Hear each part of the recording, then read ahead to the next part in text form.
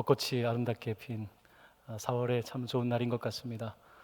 오늘 우리는 주님께서 십자가를 지기 위해서 예루살렘 성에 들어가실 때에 많은 사람들이 종려나무 가지를 흔들며 호산나 호산나를 외쳤는데요, 바로 그 종려주의를 지키고 있습니다. 날씨는 참 좋지만 이 날씨와 너무 다르게 우리를 위하여 십자가 지신 예수님을 깊이 생각하고 묵상하면서 한 주간 동안 봄의 아름다움뿐만 아니라 십자가의 그 능력을 붙잡는 한 주간 되시기를 예수님의 이름으로 간절히 축원합니다. 오늘 설교의 제목은 너희는 이렇게 기도하라입니다. 너희는 이렇게 기도하라. 여러분, 기도가 어려우십니까? 쉬우십니까? 기도가 참 어렵습니다. 특별히 현대 사회에서 기도는 가장 어려운 것입니다. 우리는 물질 중심의 세상을 살아가면서 이제는 신비라는 것에 대해서 별로 관심이 없습니다. 그저 눈에 보이는 것이 다인 그런 세상을 살면서 신비의 세계에 관심이 없다 보니까 신비의 세계에 접촉할 수 있는 기도에 대해서도 사람들이 무관심한 것을 보게 됩니다. 현대 사회로 넘어오면서 현대 사회의 가장 큰 특징을 탈신화라고 이야기한 신학자가 있습니다. 이제는 더 이상 사람들이 신을 필요로 하지 않는다는 것입니다. 더 이상 기도할 필요를 느끼지 않는다는 것입니다. 이제 사람들이 합리성을 가지고 살면 되고 효율성을 가지고 살면 된다고 생각하기 때문입니다. 요즘은 이곳저곳에 가면 다 가성비를 따지더라고요. 내가 얼만큼 시간을 투자하고 얼만큼 돈을 투자했을 때 어떤 결과를 얻는다. 여러분, 기도는 어떻습니까? 내가 기도할 시간이 있으면 차라리 더 일을 하겠다. 내가 기도할 시간이 있으면 차라리 내가 책을 하나 더 읽겠다. 사람들은 기도하는 것에 대해서 이제는 신비의 세계에는 관심이 없고 모든 것들을 효용적 가치로 생각하기 때문에 기도가 어려운 것입니다. 대학교 시절에 참 인상 깊었던 수업이 하나 있었습니다. 그 과목의 이름이 비교 신비주의였습니다. 종교의 역사를 배우는데 그 과정 중에서 비교 신비주의, 그러니까 기도에 대해서 배운 것입니다. 이슬람, 유대교, 불교, 기독교, 이 안에 있는 핵심인 기도에 대해서 비교 신비주의라는 과목을 들었었습니다.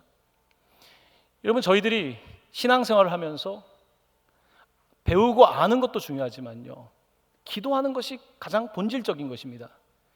기도가 없는 것은 마치 안고 없는 찐빵과 같습니다. 그래서 기도가 없으면 점점 우리는 몸이 건조해지고, 기도가 없으면 하나님의 가르침이 도덕이 됩니다. 율법이 됩니다.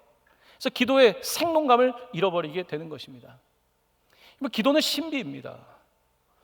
제가 중학교 시절 집에서 무릎을 꿇고 조용히 기도하는 그때에, 조용히 기도하고 있는 순간에 제 입에서 방언이 나오는데, 저는 그때 기도의 세계에 대해서, 신비의 세계에 대해서 처음으로 당혹스러움을 금치 못했습니다.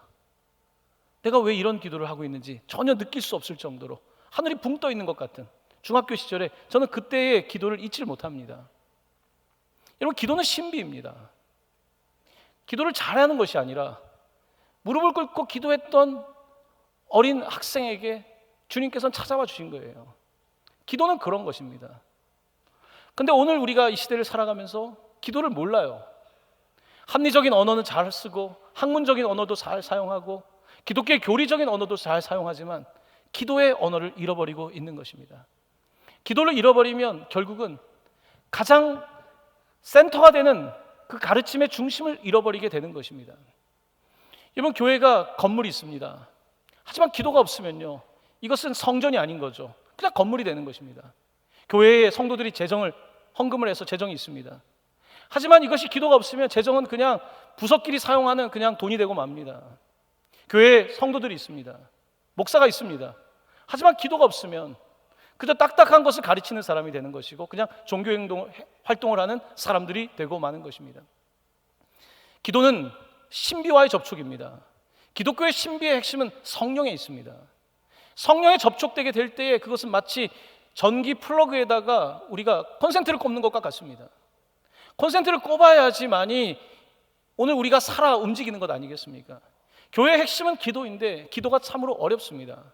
특별히 코로나를 맞이하면서 2년여의 시간 동안에 이제 우리는 예배를 바라보는데 더 익숙해졌습니다.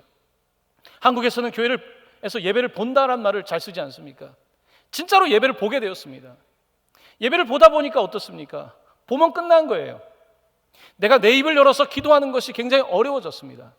마스크를 쓴 만큼 기도가 어려워졌습니다.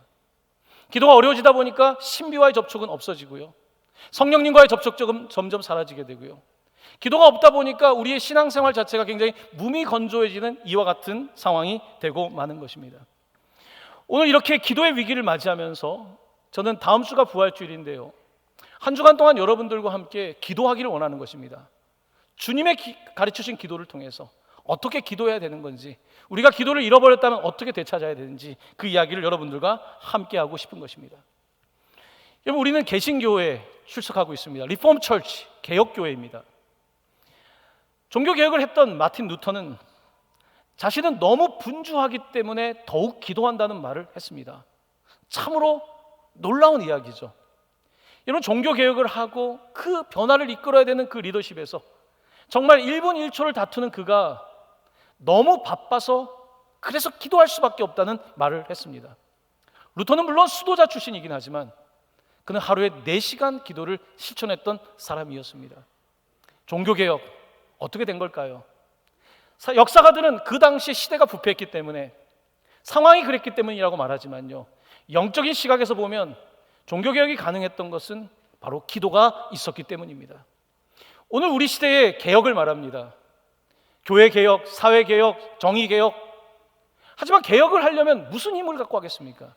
전기 콘센트를 꽂아서 그 에너지를 받아야지 개혁을 할 수 있는데 그 힘은 어디에서 나오겠습니까?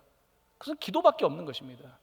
개혁을 하려면 우리의 합리성과 우리의 효율성을 가지고 할 수 있는 것이 아니라 기도의 능력을 가지고 할 수 있는 것입니다.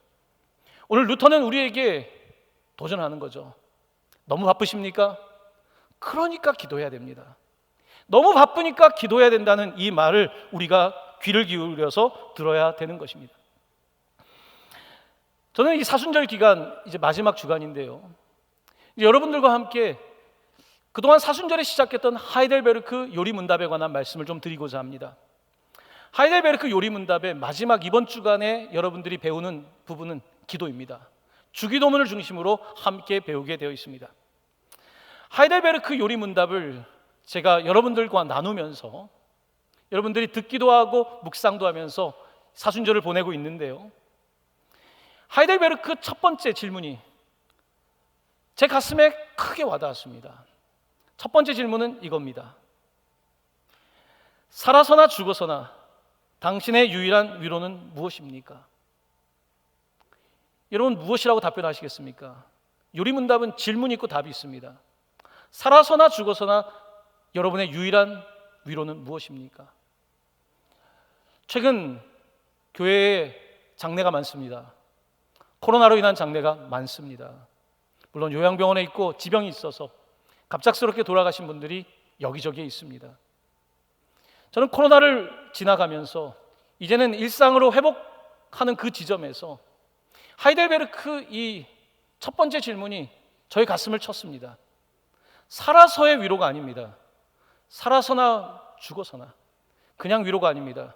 유일한 위로는 무엇입니까? 여러분에게 유일한 위로는 무엇입니까? 여러분이 병상에 있을 때 유일한 위로는 무엇입니까? 살아서의 위로 말고 죽어서나 유일한 위로는 무엇입니까? 저는 이 질문이 저에게 크게 와닿았습니다. 첫 번째 질문에 대한 첫 번째 답변은 이것입니다. 우리 같이 읽어보겠습니다. 살아서나 죽어서나 나는 나의 것이 아니요 몸도 영혼도 나의 신실한 구주 예수 그리스도의 것입니다. 살아서나 죽어서나 나는 내 것이 아니고 몸도 영혼도 나의 신실한 구주 예수 그리스도의 것입니다. 바로 여기에 위로가 있는 것입니다. 이 질문을 읽고 이 답변을 읽으면서 이 눈물이 떨어지더라고요. 주님, 그렇습니다. 저의 유일한 위로는 당신이십니다. 나의 유일한 위로는 당신이십니다.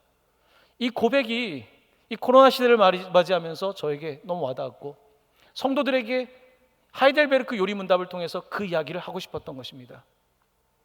코로나로 인해서 어려움을 당하고 있지만 장례를 당한 가정들도 꽤 많지만 살아서나 죽어서나 여러분들의 유일한 위로 예수 그리스도를 붙잡기를 간절히 축원합니다.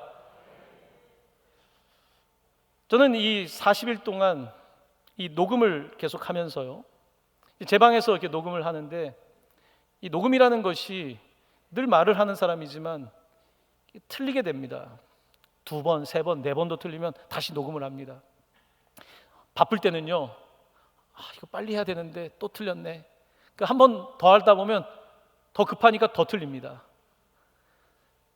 그때 하이델베르크 요리문답이 와닿더라고요. 참 신기한 것 같아요. 실수가 은혜더라고요. 한 번 더 읽는 것이 은혜더라고요. 그 말씀을 적용한다면 내 삶의 실수와 내 삶의 실패 때문에 내가 다시 원점에서 시작하는 것이 오히려 하나님의 은혜임을 간절히 고백합니다. 사랑하는 성도 여러분, 여러분의 실수와 여러분의 어려움이 여러분에게 오히려 은혜가 될 수 있고, 그것 때문에 예수님을 붙잡는, 유일한 위로 되신 예수님을 붙잡는 여러분 되시기를 다시 한번 예수님의 이름으로 간절히 축원합니다. 이번 한 주간 기도에 대해서 여러분과 나누는데요, 하이델베르크 이제 막바지입니다. 116번의 질문입니다. 그리스도인에게 왜 기도가 필요합니까? 왜 기도해야 됩니까? 여러분, 믿지 않는 사람이 아닙니다. 그리스도인들은 왜 기도해야 됩니까? 여러분들의 답변은 무엇입니까? 답을 보기 전에 여러분들 개인적으로 왜 기도해야 된다고 여러분은 믿고 기도하고 있습니까? 그 대답은 이것입니다. 우리 함께 그 대답을 읽어보도록 하겠습니다. 기도는 하나님께서 우리에게 요구하시는 감사의 가장 중요한 부분이며, 또 하나님께서는 그의 은혜와 성신을 오직 탄식하는 마음으로 쉬지 않고 구하고 그것에 대해 감사하는 사람에게만 주시기 때문입니다. 아멘. 첫 번째 부분을 보십시오. 기도는 하나님께서 우리에게 요구하시는 감사의 가장 중요한 부분이다. 하이델베르크 요리문답은 창조에서부터 예수 그리스도의 구원을 말하고 있고, 마지막 이 섹션에서는 그러면 구원받은 사람이 어떻게 살아야 되는가라는 주제를 다루고 있습니다. 예수를 믿고 구원받은 사람은 어떻게 살아야 됩니까? 하이델베르크의 요리문답의 대답은 감사입니다. 구원받은 사람은 감사한 삶을 산다는 것입니다. 나이 드신 권사님들을 신방하고 대화를 나누다 보면 참 은혜를 받습니다. 그 소박한 삶의 은혜를 받습니다. 저는 다 감사합니다, 목사님. 저는 감사밖에 없습니다. 이 이야기를 참 많이 듣습니다. 감사. 오랜 동안 신앙생활을 하고 고백할 수 있는 것은 저는 감사밖에 없습니다. 감사밖에 없다는 사람들의 여러분 삶을 보시면 그분들은 기도를 하십니다. 감사하다고 말하는 사람은 반드시 기도하게 되어 있습니다. 감사하지 않는 사람은 기도하지 않습니다. 감사가 없고 불평이 있는 사람은 오히려 세상을 비판적으로만 바라볼 뿐 기도하지 않습니다. 세상의 효율성을 말하고 합리성을 말하지만 기도하지 않습니다. 하지만 감사한 사람은 기도하게 되어 있습니다. 얼마 전에 잊고 지냈던 한 청년이 연락이 왔더라고요. 작은 선물이 도착했더라고요. 목사님이 생각이 났습니다. 왜 생각이 났을까요? 청년 시절 방황할 때 그때 들었던 말씀이 생각나니까 결혼하고 세월이 지났는데 생각이 난다는 거예요. 감사한 마음이 드는 거죠. 감사한 마음이 들면 어떻게 합니까? 연락을 하겠죠? 무엇을 드리고 싶겠죠? 여러분, 예수 그리스도를 말미암아 구원을 받은 그리스도인이라면 너무 감사한 거예요. 너무 감사한 거예요. 나 같은 사람이 구원받은 것이 너무 감사하고, 나 같은 사람이 성도가 된 것이 감사하고, 나 같은 사람이 직분자가 된 것이 감사하고, 이제 소망 가운데 살아가는 것이 너무 감사하기 때문입니다. 감사하니까 하나님께 뭘 드리겠습니까? 기도를 드리는 것입니다. 하나님과 접촉을 시도하는 것입니다. 하나님께 나아가는 것입니다. 그렇게 감사한 마음을 가지고 기도할 때에, 자, 우리가 방금 전에 읽었던 116번의 대답 후반부입니다. 또한 하나님께서는 그의 은혜와 성신으로 줘 나와 있는데 성령과 같은 표현입니다. 성신을 오직 탄식하는 마음으로 쉬지 않고 구하고 그것에 대해 감사하는 사람에게만 주시기 때문입니다. 좀 긴데 설명을 하자면 이겁니다. 감사함으로 기도하는 사람에게 하나님은 무엇을 주시는가? 은혜의 성령을 주신다고 답변하고 있습니다. 성령을 주신다는 것입니다. 성령을 주신다는 것은 무슨 뜻입니까? 예수님께서는 누가복음 11장 13절에서 이렇게 말씀하셨습니다. 화면에 있는 말씀을 함께 봉독합니다. 너희가 악할지라도 좋은 것을 자식에게 줄 알거든 하물며 너희 하늘 아버지께서 구하는 자에게 성령을 주시지 않겠느냐 하시니라. 아멘. 감사한 사람은 하나님께 나와서 기도하게 되고 하나님께 기도할 때에 하나님께서는 성령을 주신다고 말씀하고 있습니다. 여러분, 성령은 무엇입니까? 성령은 하나님이 주신 가장 귀한 선물인데요, 성령은 인격적으로 예수 그리스도와 교제할 수 있는 그와 같은 능력입니다. 예수님께 나아가 우리가 우리의 삶을 아뢰고 기도할 때에 성령님께서 우리 가운데 오셔서 우리 가운데 말씀해 주시는 것입니다. 바로 이것이 가장 위대한 선물입니다.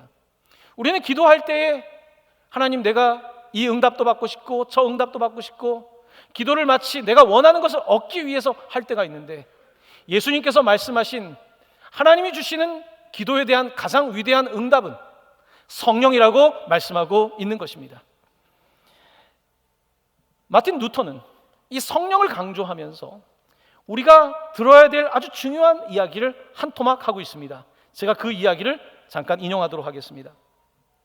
이 순간에 성령님이 교훈을 주시기 때문에 그분의 한마디 가르침은 우리가 수천 번을 기도하는 것보다 훨씬 더 낫다네, 많이 읽고 깊이 생각해서 깨우치는 것보다 한 번의 기도로 더 많은 것을 깨달을 때가 더 많다네. 마틴 루터는 성경 전체를 다 완독하고 이것을 다 주석을 달 수 있는 능력의 사람입니다. 근데 그가 이렇게 말하는 거예요.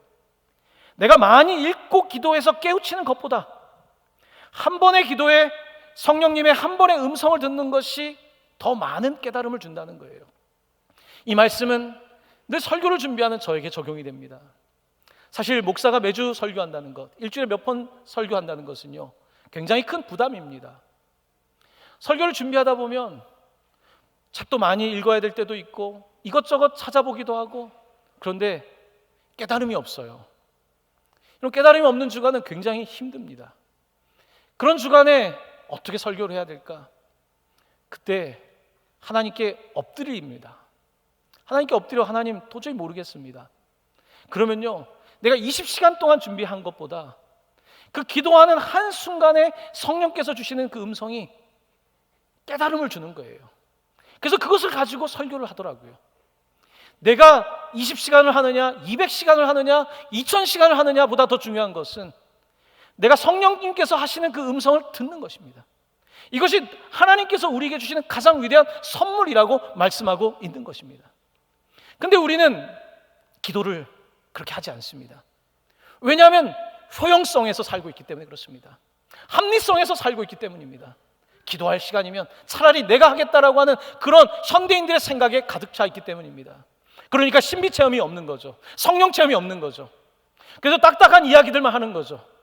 하지만 기도하는 사람은 성령을 체험하게 돼 있고, 성령을 체험하는 사람은 어떻습니까? 하나님의 음성을 듣고 그 깨달음을 따라 인생을 설계하기 때문에 그 인생 가운데 형통함이 있는 것입니다.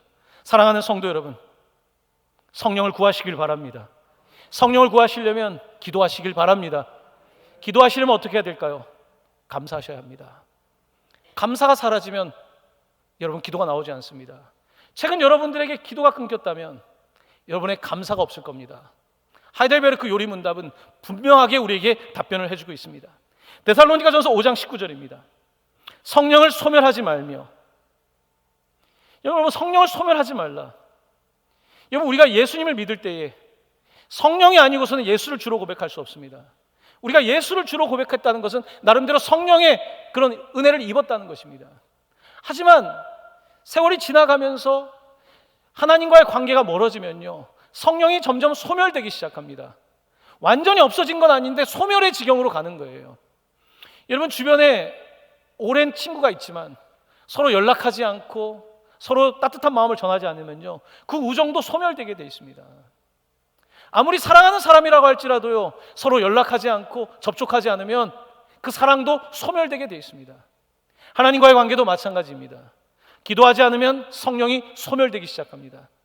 그러면 하나님의 인격적인 영향력이 내게 없는 거예요.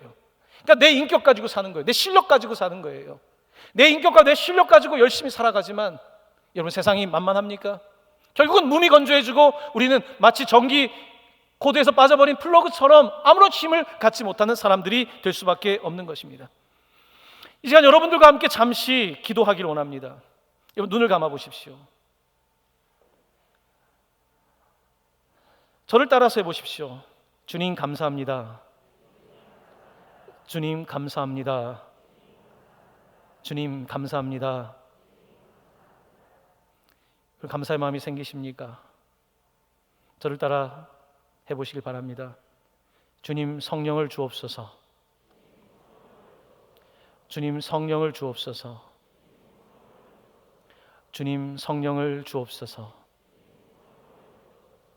아멘. 눈을 뜨시길 바랍니다. 여러분, 기도는 수천 마디가 중요한 것이 아니라 진실이 중요한 겁니다. 진실로 기도하는 그 한마디가 중요합니다. 주님 감사합니다. 주님 성령을 주십시오. 제가 어린 시절 나도 성령을 받고 싶어서 주님 성령을 주십시오. 저는 그거는 별천지세계인 줄 알았습니다. 어른들이나 받는 건 줄 알았습니다. 하지만 주님 성령을 구할 때 성령을 주셨습니다. 사랑하는 성도 여러분, 기도는 복잡한 것이 아닙니다. 기도는 아주 단순한 것입니다. 효율적인 생각을, 내가 합리적인 생각을, 그것보다 더 원천적인 부분에 있어서 하나님께 내 진실을 드릴 때에 그때 기도의 문이 열리는 것입니다. 기도는 아름다운 웅변일 필요가 없습니다. 기도는 굉장히 논리적인 표현일 필요도 없습니다. 소박한 그 기도의 고백이, 주님 감사합니다. 내가 오늘 이렇게 사는 것은 주님의 은혜입니다. 주님, 저에게 성령을 주십시오. 저는 외롭습니다. 저와 함께하는 사람이 없습니다. 주님, 인격적으로 저를 인도해 주십시오. 하나님, 저는 배운 것도 없어서 뭔지 모르겠습니다. 진리의 성령을 저에게 주십시오. 그때 성령께서 오실 때에 우리는 성령이 가장 위대한 기도의 응답임을 깨닫게 되는 것입니다. 그 무엇보다 위대한 선물, 성령. 사랑하는 성도 여러분, 꼭 받는 은혜가 있기를 간절히 축원합니다. 오늘 본문의 이야기를 좀 하고자 합니다. 오늘부터 고난주간을 지나가면서 하이델베르크의 마지막 주기도문을 함께 나누면서요, 먼저 그 서두가 되는 이야기를 하고자 합니다. 오늘 우리가 함께 읽은 본문은 너희는 이렇게 기도하라 이전에 너희는 이렇게 기도하면 안 된다는 말씀이 있습니다. 두 가지로 요약할 수가 있습니다. 첫 번째 5절 말씀입니다. 같이 읽도록 하겠습니다. 너희는 기도할 때에 외식하는 자와 같이 하지 말라. 아멘. 너희는 기도할 때 외식하는 자. 외식이라는 말의 헬라어 어원은요, 연기입니다. 너희는 기도할 때 연기하지 말라는 뜻입니다. 액팅, 연기. 우리는 신앙의 공동체에서 같이 살면서 기도하기 때문에 때때로 연기할 때가 있습니다. 목사는 가장 위험한 사람입니다. 자기가 받지 못한 은혜를 연기하듯이 설교할 수 있습니다. 내가 기도도 사람들의 마음을 움직이려고, 심리적인 사람들의 마음을 움직이기 위해서 내가 그렇게 연기할 수 있습니다. 그래서 위험한 것입니다. 부흥 집회 정말로 잘해야 되는 거예요. 거기에 하나님이 없고 연기적인 요소가 들어간다면, 극적인 요소가 들어간다면 그것은 굉장히 위험한 것입니다. 특별히 대표 기도를 하는 분들은 더욱 조심해야 합니다. 내가 기도할 때에 연기하듯이 하면 안 됩니다. 내가 다른 사람들이 보는 것처럼 기도하는 것이 아니라 오직 하나님께 기도하는 마음으로 기도해야 되는 것입니다. 예수님의 기도에 대한 가르침은 그 다음에 이어집니다. 6절입니다. 너는 기도할 때에 내 골방에 들어가 문을 닫고 은밀한 중에 계신 내 아버지께 기도하라. 은밀한 중에 보시는 내 아버지께서 갚으시리라. 아멘. 기도할 때 연기하지 말고, 여러분 골방에서 연기가 필요하겠습니까? 은밀한 곳에서 연기할 필요가 있겠습니까? 어린 소년이 제 방에서 제가 연기할 필요가 있었겠습니까?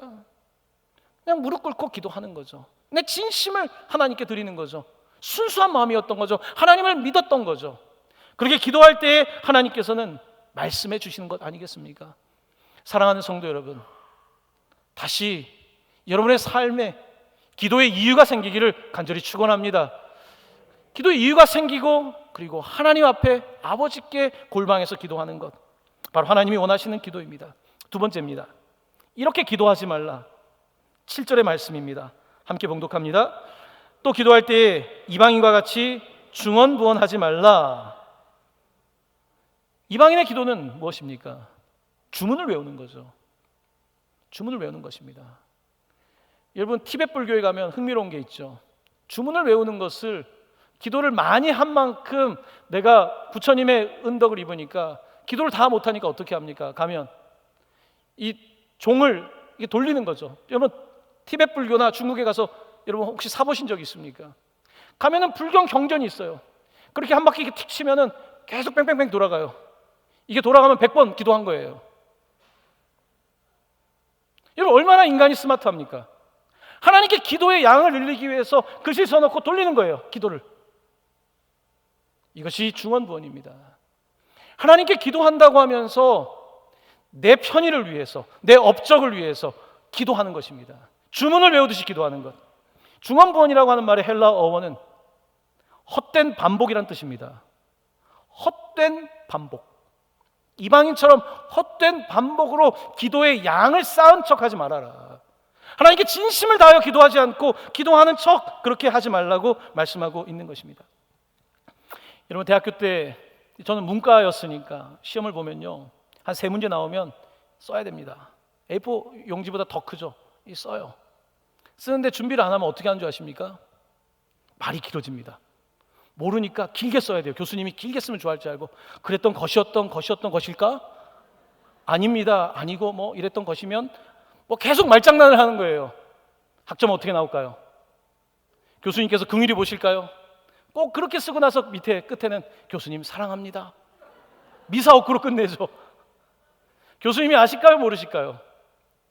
불쌍해서 F를 안 주고 D를 줄 수는 있지만요, 절대 C 못 넘습니다.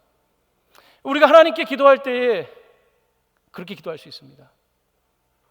하나님은 우리의 마음을 이미 알고 계십니다. 하나님께서는 우리에게 중언부언하지 말라, 헛된 반복으로 기도하지 말라고 하십니다. 근데 이렇게 또 설교를 듣고 나면 또 착각을 할 수가 있습니다. 중언부언하지 말라 했으니까 나는 요점만 기도해야지. 마치 상사가 부하 직원에게 요점만 말하라고 하는 것처럼 요점만 말할 수 있습니다. 그렇지 않습니다. 중언부언한다는 것은요, 주문을 외우듯이 하지 말라는 거지, 내 간절한 기도를 반복적으로 하는 것을 하나님이 금하고 있는 것은 아닙니다. 예수님의 기도의 가르침 가운데 억울한 일을 당한 과부가 불의한 재판관에게 가서 떼를 쓰는 장면이 나오지 않습니까? 오늘도 떼를 쓰고 내일도 떼를 쓰고, 이건 중언부언이 아닙니다. 이것은 진심을 다해서 하나님께 매달리는 것입니다. 하나님은 이런 기도를 기다리고 계신다는 것입니다. 여러분, 중언부언한다는 이 말씀을 가지고 나는 깔끔하게 딱 정확하게만 기도해야지, 그거는 또한 잘못된 극단적인 기도의 모습입니다. 하나님께서는 이 중언부언에 대한 그 대책으로서 이렇게 말씀하고 있습니다. 화면에 있는 8절 말씀 같이 봉독합니다. 그러므로 그들을 본받지 말라. 구하기 전에 너희에게 있어야 할 것을 하나님 너희 아버지께서 아시느니라. 아멘. 여러분, 이 말씀도 오용되는 경우가 많습니다. 하나님께서 구하기 전에 아시니까 내가 기도를 안 하는 거예요. 여기 합리적인 이유를 찾는 것입니다. 하나님 어차피 다 아시는데, 하나님 다 아시는데 왜 기도하라고 하실까? 저도 때때로 그런 게으름, 기도에 대한 게으름을 이 말씀을 가지고 합리화시킬 때 사용하기도 합니다. 하나님 다 알고 계시죠? 여러분도 그렇게 기도하지 않습니까? 하나님 다 아시잖아요. 여러분, 이것이 얼마나 위험한 것인지 모릅니다. 이건 위험한 거예요. 여러분, 하나님이 다 아시지만 그럼 왜 기도하라고 하실까요? 다 아시는데 왜 기도하라고 하세요? 그것은 우리의 마음을 경작하기 위한 거예요. 하나님은 다 아시지만 우리가 기도할 때에 우리의 마음밭은 돌짝밭처럼 너무나 얇거든요. 옥토가 되지 못하거든요. 우리가 기도해야지만이 이 얇은 밭을 경작할 수 있는 거거든요. 내가 경작할 수 있도록 하나님이 기도하라고 하는 거예요. 내가 기도의 시간을 늘려가면서 내 마음이 수련되는 거예요. 내 마음이 경작되는 거예요.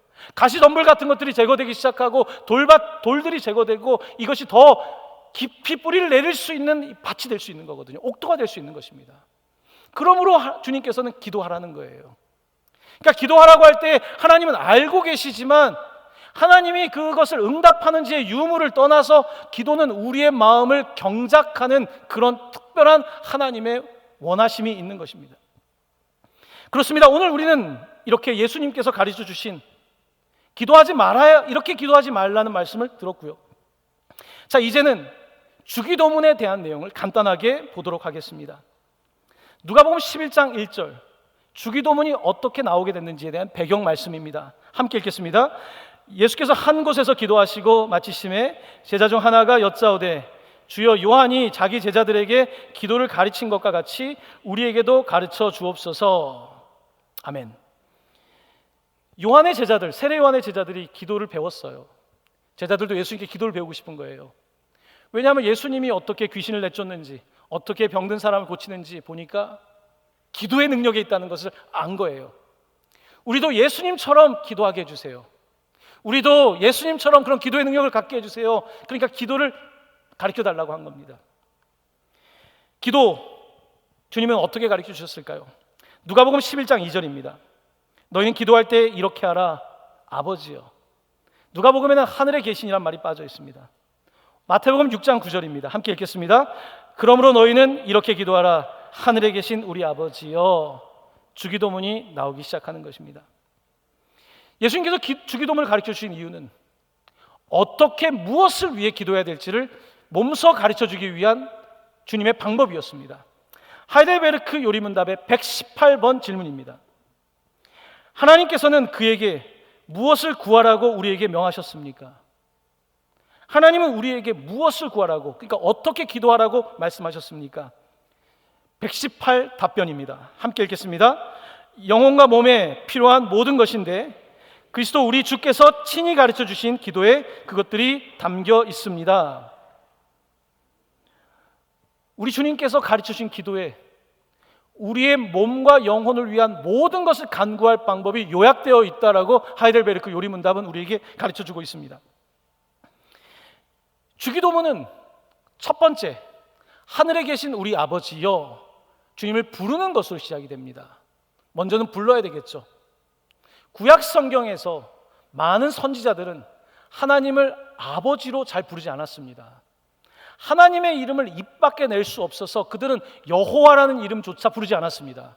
대신 아도나이라고 불렀습니다. 엘샤다이, 전능자라고 불렀습니다. 그들은 다른 이름으로 하나님을 불렀습니다. 하지만 신약 성경에서 예수님은 다른 선지자들과는 다르게 하나님을 아버지라고 부르셨습니다. 하나님, 하늘에 계신 우리 아버지라고 부르셨고요. 주기도문의 끝은 나라와 권능과 영광이 영원히 아버지의 것입니다. 아멘으로 끝이 나죠. 첫 번째는 하나님을 부르는 것, 마지막에는 하나님께 찬송을 드리는 송영으로 끝이 납니다. 그리고 주기도문의 가운데에는 6가지의 청원이 있습니다. 6가지, 우리가 중요하게 기도해야 될 6가지 청원을 주님께서 담아주셨습니다. 자, 그 청원이 무엇인지 여러분 너무 잘 알고 계시지만 함께 오늘은 개론의 의미에서 보도록 하겠습니다. 첫 번째입니다. 아버지의 이름을 거룩하게 하시며 아버지의 나라가 오게 하시며 아버지의 뜻이 하늘에서와 같이 땅에서도 이루어지게 하소서. 6개 중에 첫 번째 3가지는 모두 아버지가 중심을 이루고 있습니다. 우리는 보통 기도할 때 하늘에 계신 우리 아버지 혹은 사랑이 많으신 우리 아버지 감사합니다 시작하더니 바로 우리 기도로 넘어가죠. 내 문제, 내 현실적인 문제들을 가지고 기도하죠. 예수님의 기도의 핵심은 하늘에 계신 우리 아버지, 그리고 아버지가 또 3번 중요한 의미로 등장하고 있는 것입니다. 여러분, 기도에서 아버지를 부르는 것은 어떤 의미가 있을까요? 놀랍게도요, 내 삶에 문제가 많아요. 해결이 안 돼요. 1000가지, 10,000가지 생각을 해도 해결이 안 돼요. 제가 설교 준비를 하면서 아무리 준비해도 해결이 안 돼요. 놀랍게도요, 하나님의 아버지를 부르고 눈을 감고 기도할 때에 내 커다란 문제가 작아지는 것을 경험합니다. 아버지를 부르면 내 문제가 작아져요. 크신 하나님께 내 기도를 하기 전에 먼저 아버지를 부르면 내 문제가 너무 작아지기 시작한다는 거예요. 이것이 기도의 능력입니다. 먼저 기도할 때 아버지를 불러야 돼요. 그리고 아버지의 이름, 아버지의 나라, 아버지의 뜻이 이루어지게 해달라고 기도하는 것, 바로 이것이 먼저 중심을 이루어야 됩니다. 우리의 기도의 잘못된 습관 가운데 잘못된 습관은 하나님께 먼저 영광을 올려드리지 않고, 하나님의 나라를 구하지 않고, 하나님의 뜻을 구하지 않고, 먼저는 내가 요구하는 것들을 말하는 것, 바로 이것은 잘못된 기도입니다. 우리 주님께서는 아버지 중심의 이 세 가지의 요청사항을 먼저 기도하셨고요. 자, 그리고 나서 이제 그 다음은 우리의 기도입니다. 네 번째입니다. 오늘 우리에게 일용할 양식을 주시고, 우리가 우리에게 잘못한 사람을 용서한 것 같이 우리 죄를 용서하여 주시고, 우리를 시험에 빠지지 않게 하시고 악에서 구하소서. 이 마지막 세 번째에는 모두 우리가 들어갑니다. 우리가 들어가고 있는데 여러분 이 말씀을 다시 잘 보시면요, 첫 번째, 오늘이라는 단어가 들어갑니다. 기도는 오늘 해야 되는 것입니다. 오늘 우리에게 일용할 양식을 주시고, 오늘 내가 꼭 지출해야 되는 재정이 있는데 주님 일용할 양식을 주시고, 그 필요한 재정을 주시고, 오늘을 위한 기도예요. 자, 두 번째를 보시면 우리 죄를 용서하여 주시고, 사람은 현재 오늘에만 살지 않습니다. 사람은 30년을 지금도 살고 있어요. 30년 전에 있었던 사건을 지금도 기억하며 그 죄의 문제, 악의 문제에서 벗어나질 못해요. 우리에게 잘못한 사람을 용서해 준 것 같이 우리를 용서해 달라고 과거의 문제를 해결받기를 원하는, 과거부터 현재의 이야기를 하고 있는 것입니다. 세 번째입니다. 우리를 시험에 빠지지 않게 하시고 악에서 구해 달라고 미래에 관한 이야기입니다. 여러분들이 예배를 마치고 나가지만 여러분 앞에 어떤 악이 있을지, 어떤 시험이 있을지 모르지 않습니까? 우리는 그래서 불안하지 않습니까? 우리의 미래를 놓고서 주님께 기도하는 것입니다. 우리 주님의 이 기도는 너무나 짧지만 명확한 구조를 가지고 있습니다. 아버지를 부르라는 것. 그 아버지는 하늘에 계신 분이에요. 내일 구체적으로 말씀드리겠지만 하늘이라고 하는 이 원어는요, 먼 우주라고 뜻할 수도 있지만 또 하나는 공기 같은 아주 가까이를 뜻합니다. 하늘에 계신 우리 아버지는요, 저기 멀리 계신 하늘에 계신 우리 아버지뿐만 아니라 바로 내 호흡같이 가까이 계신, 공기처럼 가까이 계신, 이게 다 하늘 아닙니까? 하늘에 계신 우리 아버지는 멀리 있는 분께 기도하는 것만이 아닙니다. 내가 근접할 수 없는 초월적인 하나님께 기도하는 동시에 너무나 가까이에 계신, 하늘에 계신 공기처럼 호흡처럼 가까우신 아버지, 우리 아버지, Our Father, 이렇게 기도하는 것입니다. 자, 이렇게 기도할 때에 우리는 내 생각, 내 중심, 내 합리성, 효율성에서 이제 그 옷을 벗게 되고, 아버지가 계시구나, 아버지의 뜻이 있구나, 내가 지금 이렇게 어려운 것도 아버지의 뜻이 있구나, 내가 지금 고통을 겪고 있지만 아버지의 나라가 임하겠구나, 이런 놀라운 기도를 하게 되고요.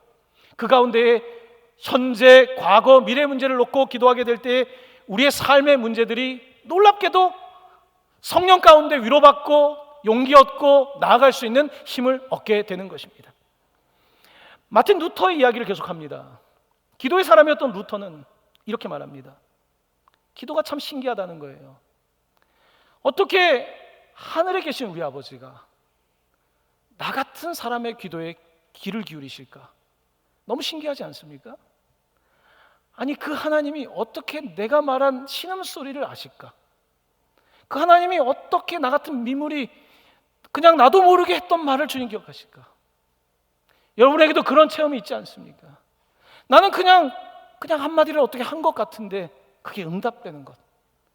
중학교 때, 고등학교 때, 그때 내가 잠깐 던졌던 말들을 하나님이 듣고 계셨다는 것. 내가 신학교 시절에 잠시 내뱉었던 말들을 주님은 듣고 계셨다는 것. 목회하면서 내가 모르게 했던 말들을 주님이 듣고 계신다는 것. 그것은 환상적인 거죠. 여러분, 기도는 신비입니다. 환상인 거예요. 어떻게 하나님이 내 말을 들으셨을까? 어떻게 이 같은 미물의 기도를 들으셨을까? 루터는 탐복하는 거죠. 하나님이 이 작은 사람의 신음소리에 귀를 기울이신다는 것입니다. 루터는 이렇게 말합니다. 하나님은 의도적으로 기도하는 사람에게 귀를 기울이신다는 거예요. 의도적으로. 기도하는 사람의 기도에 의도적으로 귀를 기울이시는 분이시다라고 말하고 있는 것입니다. 사랑하는 성도 여러분, 오늘 우리는 다시 기도해야 합니다. 너무 바빠서 기도하지 못한다. 사탄은 기도하지 못하게 하는 것이 그의 가장 위대한 승리임을 알고 있습니다. 기도를 멈추면 전기 플러그를 빼는 거 아닙니까? 사탄이 기도하지 못하게 하면 이 건물은 무용지물입니다. 기도하지 않으면 우리가 가지고 있는 재정도 무용지물입니다. 기도하지 않으면 수천 명이 모여도 다 무용지물입니다. 기도하지 않으면 아무리 박사학위를 갖고 뭘 가지고 있어도 그 목사는 무용지물입니다. 아무 소용이 없는 거예요. 기도하지 않으면 다 쓸모없는 거예요. 그러니까 사탄은 기도를 막으려고 합니다. 기도를 막을 때 어떻게 막습니까? 합리화하게 하죠. 합리적으로 생각하게 하죠. 효율적으로 생각하게 하죠. 가성비를 따지게 하죠. 뭘 기도하는가? 그냥 편할 때 하면 되는 거지. 여러분, 기도는 바보 같은 짓 같습니다. 하지만 우주를 창조하신 하나님께서 내 기도에 귀를 기울이고 있다는 것을 믿는다면 이것이야말로 가장 합리적인 것이고 가장 효율적인 것이고 가장 위대한 것입니다. 이 기도를 경험한 사람은 알고 있지만 경험하지 않은 사람은 이 기도를 맛을 알지 못하고 있는 것입니다. 저는 제 나름대로 기도에 대한, 기도하면 어떤 유익이 있을까? 세 가지를 말씀드리겠습니다. 첫 번째입니다. 창조주이신 성부와 닿을 때에 존재의 뿌리가 분명해집니다. 저의 경험입니다. 기도는 뿌리의 경험입니다. 얼마나 흔들립니까? 기도할 때 존재 뿌리가 더 깊어집니다. 두 번째입니다. 구원자이신 성자와 닿을 때 존재의 목적이 생겨납니다. 예수님 생각하면 정신이 바짝 들죠. 내가 살아가는 이유에 대해서, 존재의 목적에 대해서. 기도하면 구원자이신 예수 그리스도와 함께 존재의 목적이 생겨납니다. 세 번째입니다. 위로자이신 성령과 닿을 때에 존재의 용기가 생겨납니다. 알아도 할 수 없지 않습니까? 용기가 없으니까요. 하지만 성령님께서 용기를 주시는 것입니다. 여러분, 우리가 기도 이야기하면 다 여러분도 옛날 이야기, 추억처럼 이야기하지 않습니까? 저도 혹시나 오늘 말씀이 추억처럼 들리지 않길 원합니다. 중학교 시절 토요 새벽 기도회가 있었습니다. 토요 새벽 기도를 늦잠을 자서 빠진 날은 저는 집에서 펑펑 울었습니다.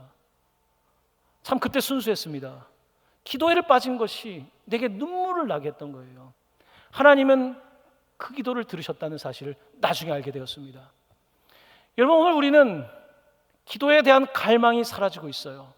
기도에 대한 갈급함이 사라지고 있어요. 신비에 대한 관심이 없어요. 물질에 대한 관심만 있어요. 보이는 세계에 대한 관심이 있어요.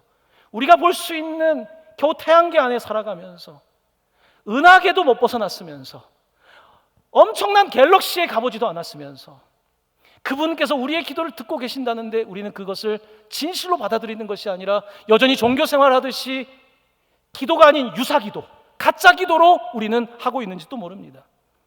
사랑하는 성도 여러분, 오늘 우리 주님께서는 주기도문을 가르쳐 주시면서 하늘에 계신 우리 아버지라고, 우리 아버지, 내 아버지만이 아니라 우리를 위해서 우리 아버지라고, 내 아버지가 너희의 아버지라고, 우리 아버지라고, our father, 우리 아버지라고 가르쳐 주신 것입니다.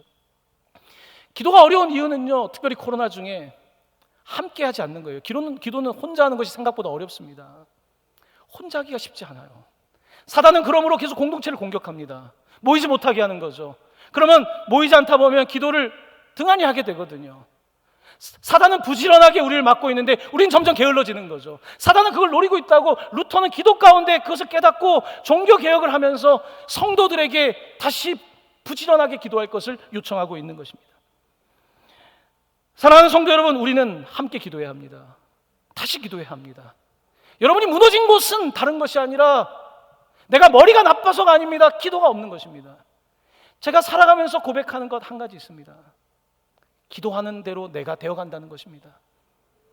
내가 공부한 대로 되어가는 게 아니라 내가 기도한 대로 되어가더라고요. 내가 기도하는 대로 나는 그런 사람이 되어가는 것입니다. 사랑하는 성도 여러분, 기도할 수 있기를 바랍니다.